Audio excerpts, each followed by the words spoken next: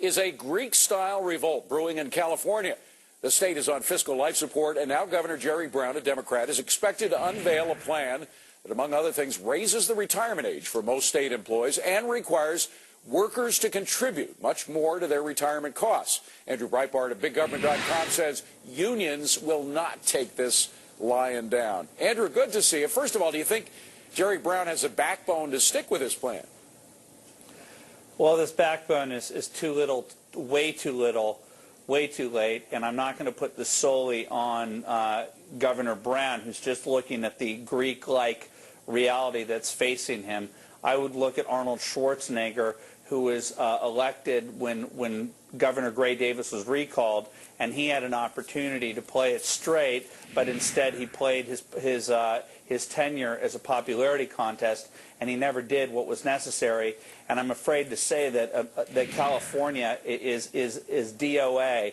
As a state in my lifetime, it's gone from the greatest place to live in the country to a place where people are starting to wake up to the reality, even though the local media doesn't cover it, that we've screwed the pooch, as it were. Well, the people may be waking up, but the unions have no intention of waking up to the fact, because they still want to collect all their benefits. What are they going to do to protest what Jerry Brown wants to do? Well, that's the problem here. You see that they're not protesting Jerry Brown and these symbolic cuts the way that they have attacked John Kasich currently in Ohio, or there isn't a Yeah, go ahead. Scott Walker in Wisconsin. I think that they realize that they have to make some symbolic cuts that have been agreed upon behind the scenes. But right now, the union focus in California right now is at the Occupy events, which are trying to take a focus away from the government and put it onto the banks, and take it take it away from the government and take it on private industry. And right now, private industry is under fire in this country, in this state, and it has, I think, 11.9 unemployment, which is above the 9+% that we have in the nation. Well, will the unions, you mentioned Occupy Wall Street or L.A. or whatever the heck they're occupying, are the unions going to try to somehow coalesce some of those forces to fight for the unions?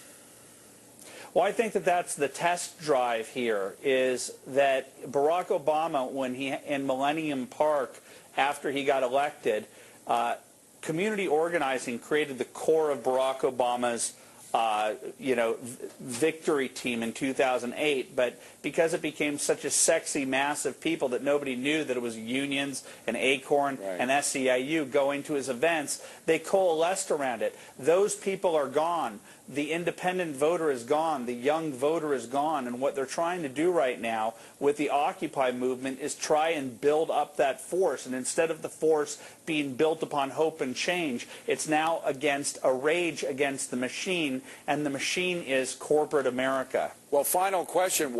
In what way will they exercise, if they're able to corral these people to do their bidding, the unions, what will they corral them to do? To go out in the streets to create another Greece, or what?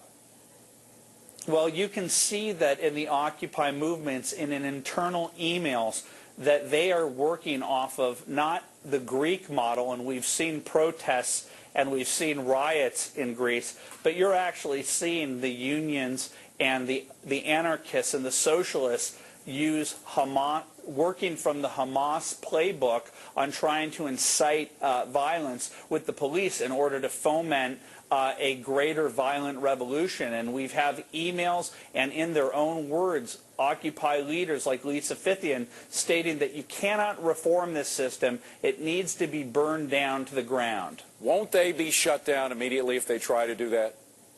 Well, you've seen it in Oakland. That's what they want. That's part of the strategy, is that if they can get the police to try and shut them down, if they can put forward, and this is a report on Big Government right now, is that we have the Occupy leaders stating that they want to get the military out in front, which is breaking military law, old people and young people to be pushed to the front so that they will be the ones confronted by the police. And if any of them get injured, like last night in San Francisco, a man, an ex-Iraq, a person who served in Iraq, was injured, his skull was fractured, and MoveOn.org is trying to foment a money drive and a participation drive based upon this premise. And this is the Hamas Playbook.